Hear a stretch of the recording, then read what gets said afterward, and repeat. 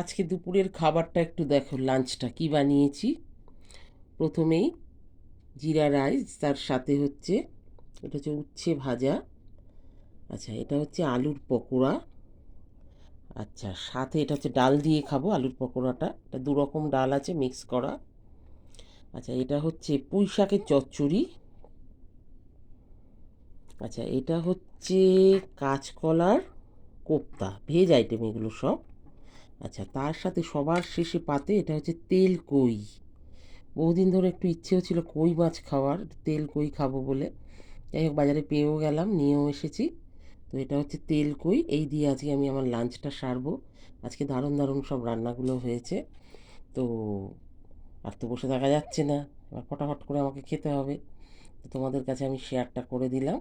তোমরাও যারা এখনও খেতে বসোনি বা বসবে, তারা খেয়ে নাও আমার মতোই। তো আজকের লাঞ্চটা এই পর্যন্তই, আমি তোমাদেরকে শেয়ার করে আমি খেতে বসবো।